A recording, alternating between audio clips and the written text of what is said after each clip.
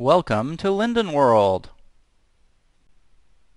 5 years ago we had a rudimentary version of Second Life running which was called Linden World at the time. Our avatar was affectionately called Primitar. Notice that his arms and legs are made entirely of primitives. We couldn't render anything other than a primitive and a few special objects in those days. Notice at my feet a rock. Our walk animation was somewhat less sophisticated than it is today.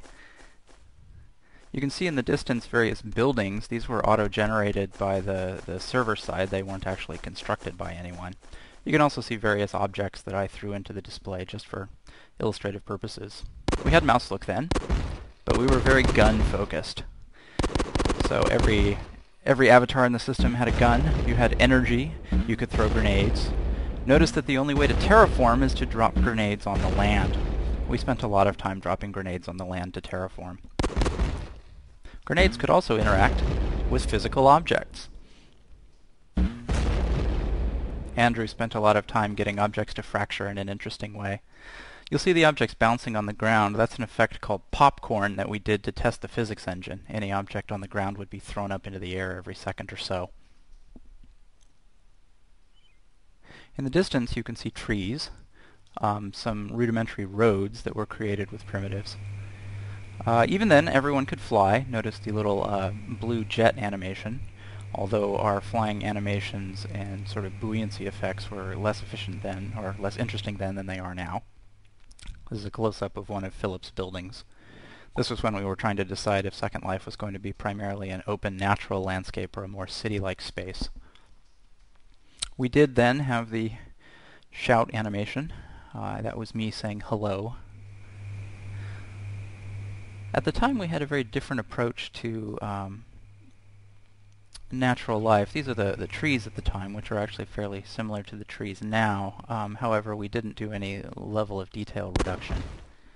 We also had water simulation in those days, which we had to eliminate because it was too computation and bandwidth intensive to transmit. You can see the surface of the water bubbling up and down as I drop grenades into it. You can also see the terrain underneath it being modified. That little thing jumping away there is a bird. We'll look at those again later. We had lots of excitement with the water. It would plink slightly when you shot it. It would bounce more when you dropped grenades into it. I'm just going to blow up this bridge so that we can see the water bounce a little bit better. The land there is at exactly the same height as the top of the water, so you're seeing some Z fighting. One other exciting part of the water was that if you dropped enough grenades into it, you could make it go unstable, so there would be waves jumping up to hundreds of meters in the air. We allowed you to move the sun then as now, and we had a flashlight, a very simple OpenGL lighting effect. So we would run around with the flashlight and light things. People who are extraordinarily interested in lighting will notice that our boxes light horribly because there's, well, problems with the number of vertices we were generating and the normals. That is an Ator. An Ator is kind of like a snake, but actually it's an Ator, perhaps derived from an alligator. These Ators, well, sorry, that's how you created objects in those days. You would spawn them in front of you. Those chirping things are birds. So we had a very primitive ecosystem. The Ators would run around and eat the birds. When the Ators ate the birds, they would get bigger. Birds, of course, lived on rocks. That little Ator there must have just been born. If Ator managed to accumulate enough energy by eating birds, it would reproduce and spawn smaller Ators, which would then eat birds and get bigger. And, of course, you could control the population with your handy gun. Let's see if this little guy gets any bigger. I'm dropping some more birds in hopes that he'll eat one. Unfortunately, the birds are quite rapid, so it's difficult for little Ators to go catch them. Go, Ator! Go, Ator! Did he get one? Nah, the birds are too fast for him. We had clouds then as now, although I think our current cloud sprites look a little bit better. Wireframe looks very similar today as it did then. Again, I think we're spending a little more on the sky these days. We had no attachments at that time. And now it's raining. We had a simulation of wind and cloud density, which we actually still have in Second Life, but at points where cloud density got too high, we would generate this rain effect. And you can see the rain sort of streaming towards us as we fly. Again, rain had to be eliminated because we had no way to detect whether you were indoors and the object inside would occlude the rain. This version of Linden World had a very rudimentary texturing system. In this case, I just changed the texture to a Mondrian painting, I believe. At that point, we did have JPEG 2000 compression, and I believe we would download the entire image before we displayed it. We didn't have any sort of progressive image streaming at that point. But we did have high-resolution images, and they looked pretty good.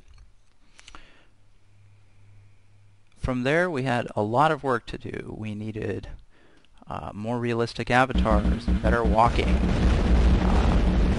But at the time, it was fun to just drop grenades on buildings and watch them fragment into many, many pieces, and watch them bounce up and down on the floor. This is something we've lost in the latest version of Second Life, but I think the world is still a much better place than it was in August of 2001.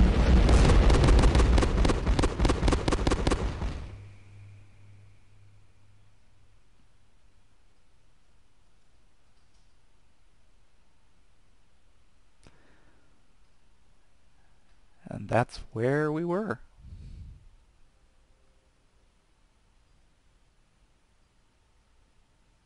Yes, Philip wrote code in those days. Andrew's still working on Havoc 2.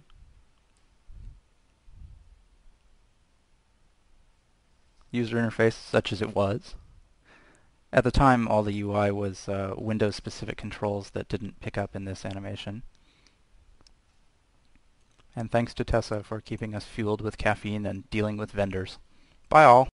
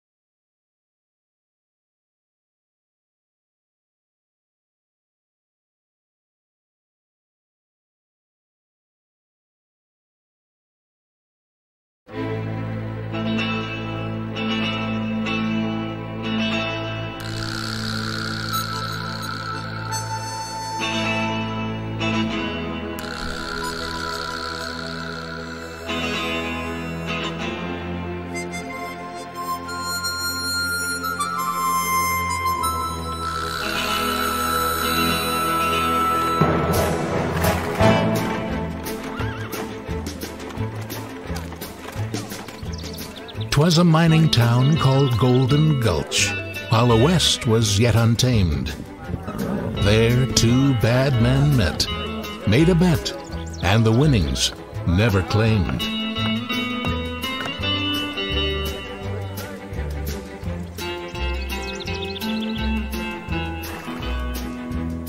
The boys had ridden into town one payday afternoon to line the bar at the Lucky Star, which was Dandy Rand's saloon. Now, the dandy was an ornery cuss, if by chance you made him sore. His only law was the lightning draw of the heavy guns he wore. On his watch chain hung a dozen bells of the finest silver spun, each tiny bell for a man that fell when the dandy drew his gun. They seemed to jingle merrily to a tune that brought him luck, but they rang the bell for the man that fell when the dandy rang them up.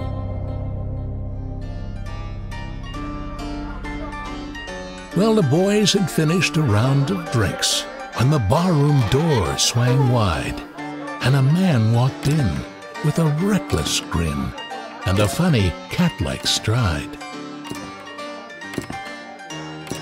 On his dusty boots were golden spurs, his face was lean and brown, and at each hip the well-matched grips of 6 guns holstered down. I've come to waste some shells on a man they say whose draw is quick with a chain of silver bells. A dozen bells for a dozen men buried somewhere on the plain. It's my intent to beat that gent. I've come for the dandy's chain. Well, the dandy faced the stranger's gaze.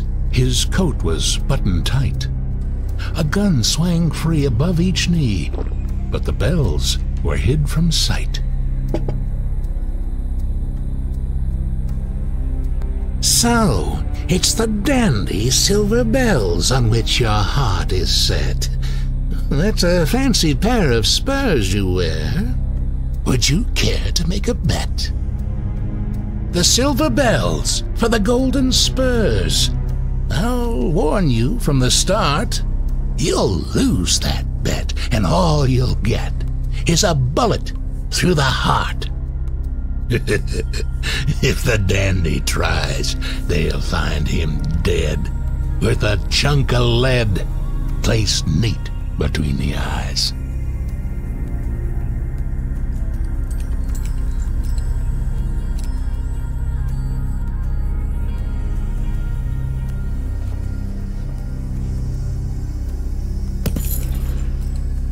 Then slowly the dandy's hand went down and unbuttoned his lapel, and there it rest, on checkered vest, the chain of silver bells.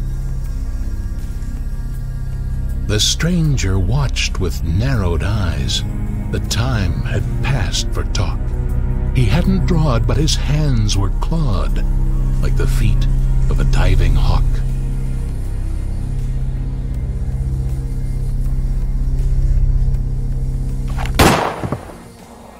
The dandy stumbled to his knees with a look of wild surprise, with a chunk of lead, like the stranger said, placed neat between the eyes.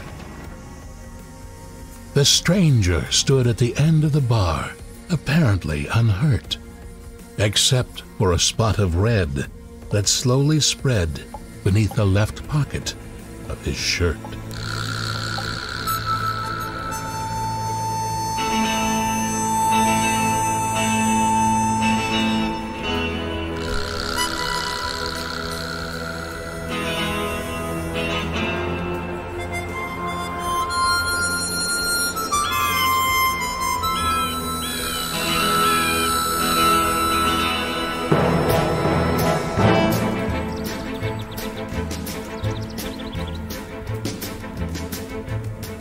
The Golden Gulch is a ghost town now.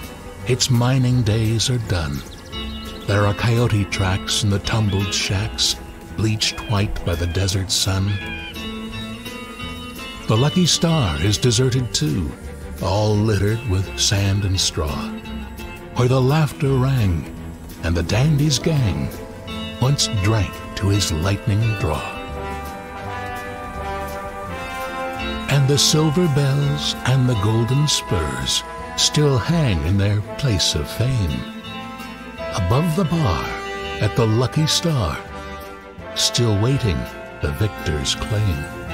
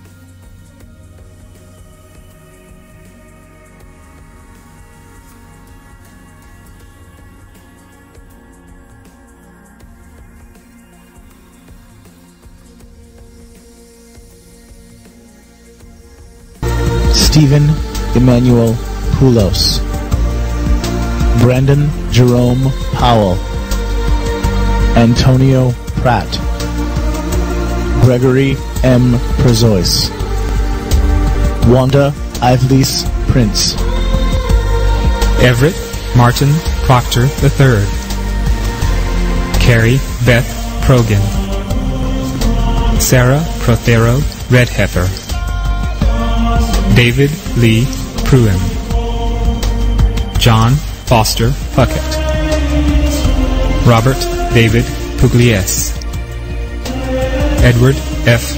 Polis, Patricia Ann Puma, Hemant Kumar Putur, Edward R. Pycon, Christopher Quackenbush, Lars Peter Qualden, Beth Ann Quigley, James Francis Quinn, Carlos Kishva Guaman, Carol Millicent Rabelais, Christopher Peter A. Raccanello, Eugene Raggio, Laura Marie Ragini Snick, Peter Frank Ramiondi, Harry A. Rains, Esteban Raja,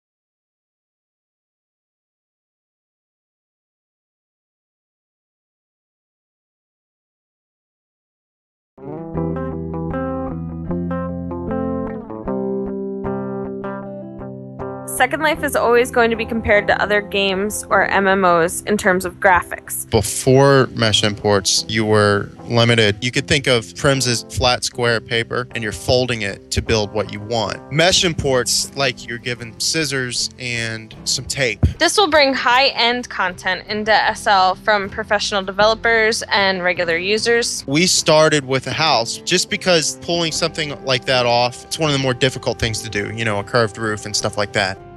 This Buddha statue, that would have been a lot of sculpted prims. Each arm would have to be its own prim, the head would have to be its own prim, etc., etc. The coping around the inside of the roof, it gives you the ability to blend soft, curvy geometry, bring that together with hard right angles. We prefer to use Maya, but you can upload meshes from Blender, which is free, SketchUp, 3ds Max, ZBrush, anything. You have to export it as a Clada file. You can compress about a gigabyte of collada data down to about 40 megabytes. This whole worry about, oh, it's going to cause a lot of lag, it's not going to be as exaggerated as people make it out to be. In fact, mesh content can be streamed down much faster to lower-end computers, so it's really great for the average consumer. This is a level of freedom that I've been looking for ever since I joined Second Life back in 2006.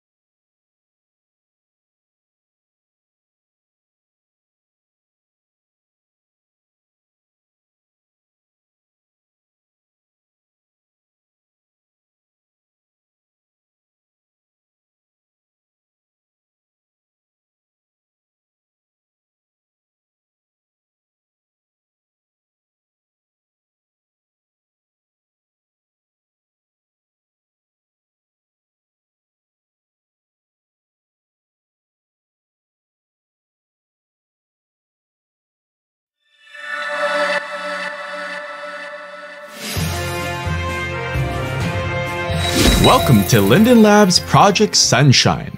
Sunshine is a new way Second Life processes avatar resing during logins and avatar rebake requests. What we're going to show you is how much faster this process is and how it improves your user experience. Prior to Sunshine, you might suffer excessive load times due to the fact that there's a bunch of operations that need to happen each and every time an avatar logs in or changes anything about their outfit. Meanwhile, texture compositing is handled by the viewer. Other users don't see updates until the results are sent to and from the server. Not only does this cause increased load times, but it also introduces failure points that cause avatars to never load. Ever seen a cloud stuck like this? Or blurry bodies? Frustrating! The future is bright. Under the new Sunshine architecture, avatars are no longer composited client-side. We've established a texture compositing server that will handle the processing and exchange in a more efficient way. By taking client hardware and the additional exchange out of the process, we can deliver consistency and reliability to our system. What does that mean for you? Faster load times and higher success rates for everyone resing in world. To bask in the sunshine, you'll need a required viewer update. Here's how the rollout will happen. Linden Lab is planning a 3-stage release. First, a required viewer update is out now. The official Second Life viewer includes important bug fixes you'll need to enjoy the benefits of Project Sunshine, so update today if you haven't yet. Also, actively updated third-party viewers already have Sunshine-enabled versions available. Second, we'll soon roll out a server-side update. It's during this stage that you'll notice significant improvements in avatar load times and reliability. Again, be sure to update your viewer, or after the server stage, avatars won't look right to you. The third and final step will be another viewer update, which includes some polish and will allow you to enjoy the full benefits of Project Sunshine. Don't be cloudy and gray. Enjoy Sunshine today!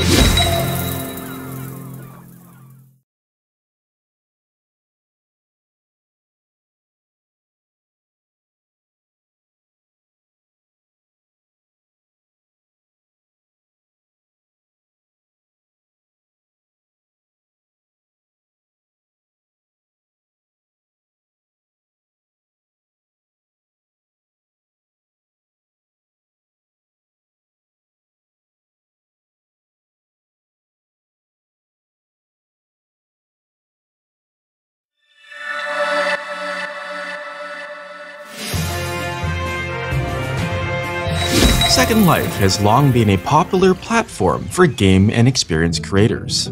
One of the biggest complaints we've heard is about all the annoying permissions dialog boxes that pop up every time you need to interact with a scripted object in an experience. Until now! Introducing the latest in Linden Labs' advanced creator toolset, Experience Keys. This new feature allows you to opt in to an entire experience with one pop-up, and all object permissions remain persistent throughout the experience. If you relog into Second Life, all of your experiences are saved so you don't ever have to opt in again. To get started, go to Me menu, Experiences, then click the Search tab. For example, type C and hit Enter. The columns show experience content ratings, names, and owners. If you want to view adult and moderate experiences, change the max content rating. Click View Profile to learn more about an experience before teleporting there. If you've created an experience, be sure to fill this out to inform visitors and effectively promote it. The cornfield looks interesting, so let's check it out. Cool! Notice, I opt into the entire experience once and can now play without interruptions. When I get killed, it teleports me back to the starting area without asking me for my permission. It simply feels like a more immersive experience. Also notice when I teleport away from the cornfield, It's scripted to seamlessly detach stuff specific to that experience. We realize that experience keys can offer tremendous value to existing Second Life experiences. We also know that it's a very powerful tool in the wrong hands. For example, Wolfman want cotton candy object, but Wolfman get launched sky high instead. Aroo! That's why we've done extensive work so you can easily manage your experiences. Want to leave an experience after accepting it? Simply open the Experiences window and go to the Allowed tab. Click on the experience, then click Forget, and it will have to ask you to opt in again, or if it's abusive, block to deny its permissions.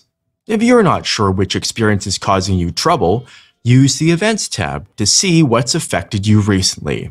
To report abusive content, click the Report Abuse button, and the forum is auto-filled to help our support team pinpoint and discipline abusers as necessary.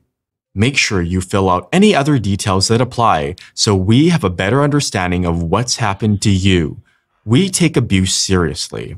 Experience Keys is in its final development phase, and we're looking for high-quality experiences to beta test this toolset. We need your help to stress test these features and demonstrate how easily experiences can be converted. We'll provide the documentation, a link to the project viewer, and supply one of the first keys available to you. For details on how to apply, simply email us and tell us all about your Second Life experiences. Space is limited, so act now before all slots are filled.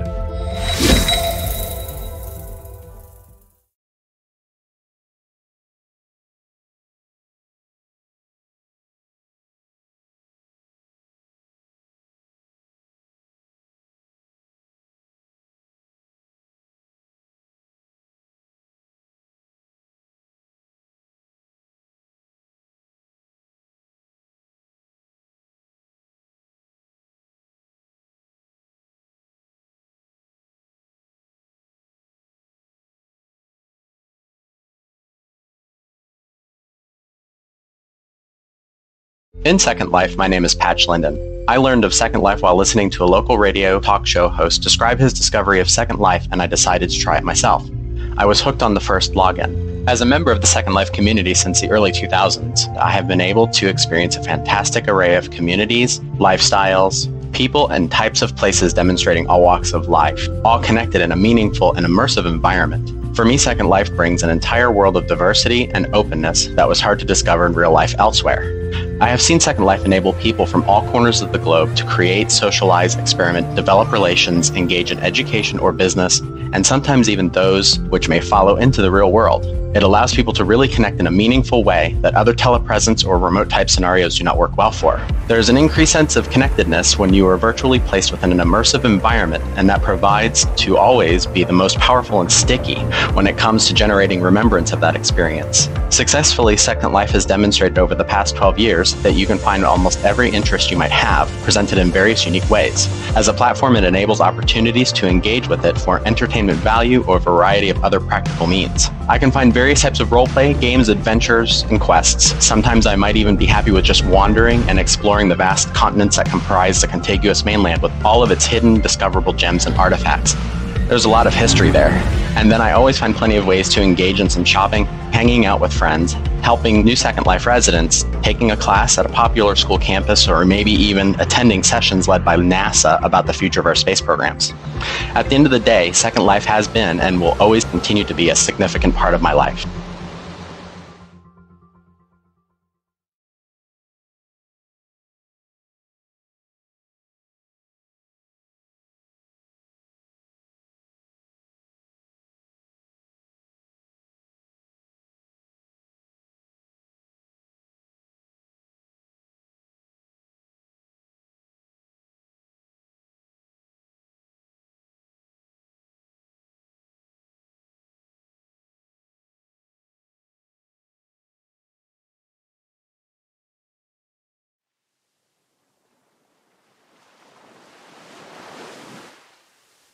Your liquid refreshment, sir?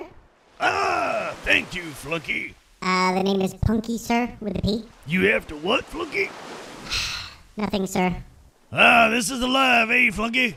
I finally get to rest after we stop Dr. Talpa and his plan to travel through time and genetically alter dinosaurs. What you mean we, Kimosabi? You had the residents do it for you. And I rewarded them handsomely for their effort. I were the brains and they was the brawn. Right, how could I have forgotten? Get that for me, will you, Flunky? It's Never mind. It's Tyra. What should I say? Tell her things just couldn't be the same. 'Cause I'm free as a bird now, and this bird you cannot change. You did not seriously just ask me to quote Freebird, did you? Heck no, Little Skinner got that line from me. Oh, of course they did. I should have known that.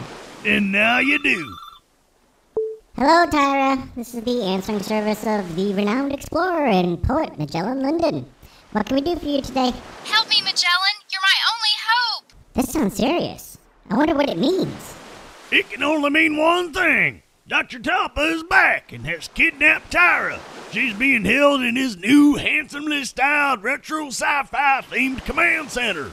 He plans on turning her into a cyborg to lead his robot army and take over all of Second Life. We have to stop him before he turns her brains into scrambled eggs. Okay, wait. How do you know all of that just from Help Me Magellan, You're My Only Hope?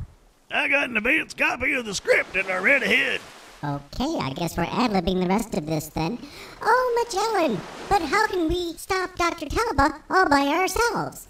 There is just two of us, and Dr. Talpa has an entire robot army. We would have to first cross the desert canyons and find the key card to enter the mines on the other side. Then we would have to collect the electronic parts to fix a giant circuit board. Only by surviving that could we move on to battle killer robots in the forest of exploding trees. And assuming we make it that far, we still have to sneak past the giant robotic swamp monster. And all of that is just to get to the command center, which has so much security it's nearly impregnable. How in SL are we ever going to do all of that and still save Tyra in time? Why are you smiling? We're going to have the residents do it, aren't we? Yes. While you stay here on the beach. Yep. And they earn rewards. Fabulous ones. But I get to stay here with you. Nope. But why not? Simple, Flunky.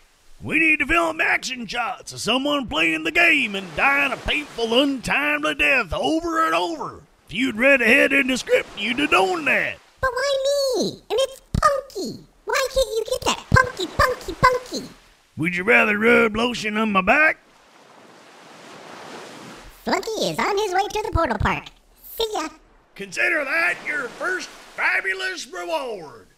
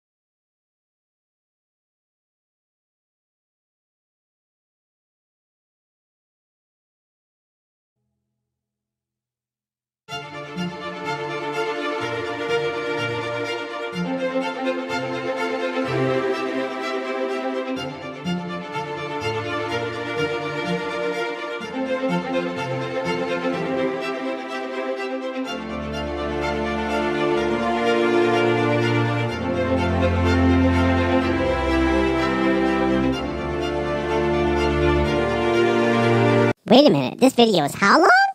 I know, you just want to play the game.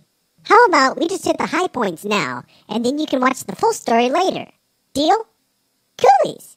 I, Magellan Linden, being of sound mind and sounder body, do hereby state that my final wish is to be launched into space upon my death, so my lifeless corpse may explore the heavens. I don't know what we're going to do without him. What happens if Dr. Talpa comes back? Or worse, who's going to protect the grid now? Okay, let's light this candle. 10, 9, 8, 7, 6, 5, 4, 3, 2, 1, go!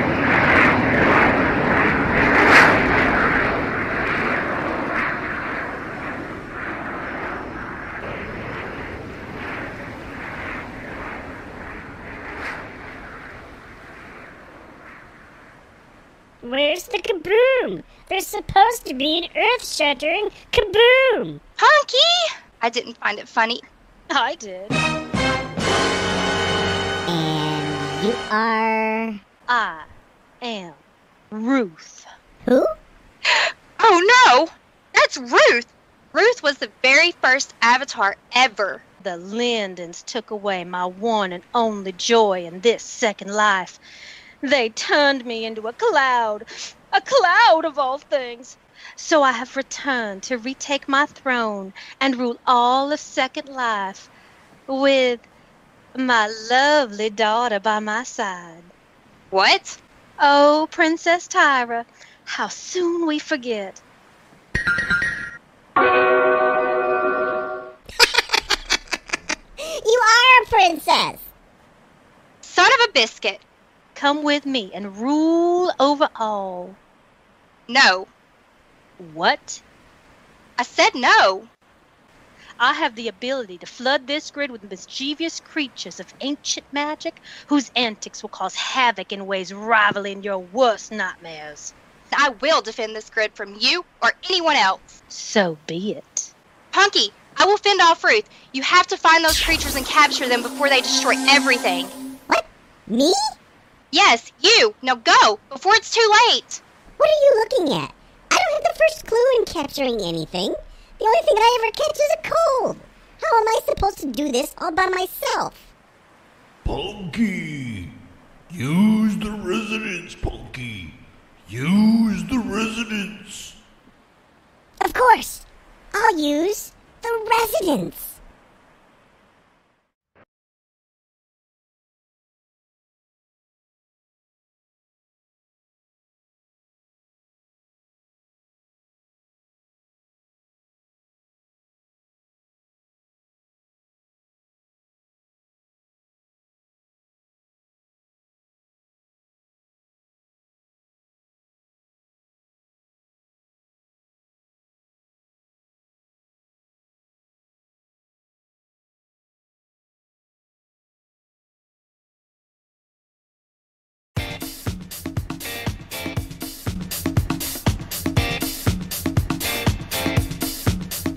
Hey, announcer guy, what you doing? Why, I'm not doing a thing, Punky. How about you? I was catching glitches for Tyra, but I feel like taking a break. Do you always talk like that? Like what, Punky? Like, never mind. Oh, I know what we can do. We can play Linden Realms. Have you ever played it? Of course I have. I play all the time. I love getting dizzy on the Sunspire. It's better than a 7-day, 6-night stay in beautiful downtown Rancho Cucamonga. Rancho Cucamonga? What are you talking about? I don't really know. I just like saying Rancho Cucamonga. Sure. Okay. Anyway, how about we do that? That sounds scrumptious. To the Portal Park. Da-na-na-na-na-na-na, Portal Park.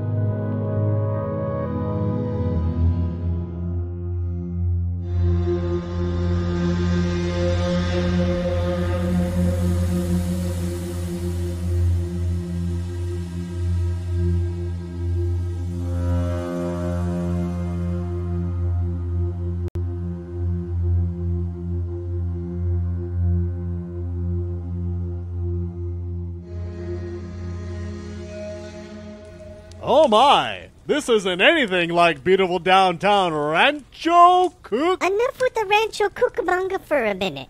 We've got bigger problems here. This is terrible. What happened? I don't know, Punky. Let's look for some clues. We'll find a clue in no time. I am highly observant. Sign. What? Ow. Right. Highly observant. Let's see. We've got some grass. Oop, look out for that rock. A rock? Whoops-a-daisy. Some burning trees. Crystals. A rock monster. Rock monster? Run! Is that a clue? Nope, no clues here. But it might be a clue. Definitely no clues here. Over the hill. Plenty of clues over there. Crap!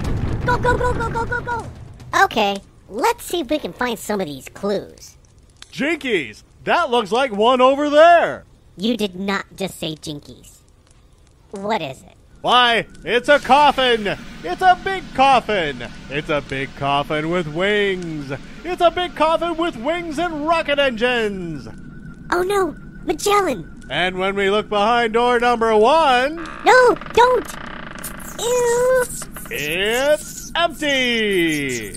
Okay, so what happened was... Someone must have stolen his body! They did? I mean, they did! Yeah, that's it. But who? That's a very good question. Wait, what is that? It's a beer can! Yes, a beer can, because when you want beer in a neat and convenient travel-size package, think beer can! Well, of course there's a beer can. This was Magellan's coffin, you know. Look, it has writing on it. Zoinks! What does it say? Zoinks? Really? Dude. It says, that comment of yours in PaleoQuest is pretty handy. How do you like your precious Linden realms now? Ha ha ha. Signed, Ruth. Wow, she really is mad. So she has Magellan's body. She must have used the coffin to intercept the comet and redirect its path to firebomb Linden realms. You need to let everyone else know what's going on here. I have to get this can to Tyra right away. This evidence is pretty hot. My pleasure, Punky. Well, not pleasure, but you know what I mean. Yeah, I do. That's what scares me sometimes. Okay, I'm off. Be sure to tell everyone what to expect when they get here. Thank you, Punky. Well, first they'll go through an amazing teleport in the Portal Park, which will bring them to the warm and fiery landing zone in beautiful downtown Linden Realms. Be sure to bring some marshmallows so you can toast your s'mores over the remains of Tyra's workshop. And be sure to pack a respirator as you make your way through the smoky haze of the magnificent Sunspire. When you're done with that, escape the dust and debris if you can by taking a relaxing jaunt through the Shattered Cavern. Just watch out for those bone-crushing rocks. If you thought the fireballs in Devil's Canyon were frustratingly majestic before, wait until you see them now that they look like everything else. And for some real fun and excitement, launch a flare. You should be able to see it. Maybe. Or hopefully someone will. And remember, all the while you'll be earning Linden dollars as you fumble through the marvelous smog of stunning Linden realms. Courtesy of nobody's friend, Ruth.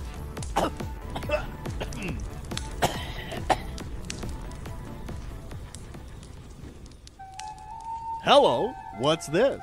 Another clue, perhaps? It's a ring. Ouch, it's hot. It has writing on it, too. One ring to bind them through the darkness, or something like that. Must be a wedding ring, maybe. How precious. Uh-oh. Well, it looked pretty cheap anyway. Wasn't even mesh.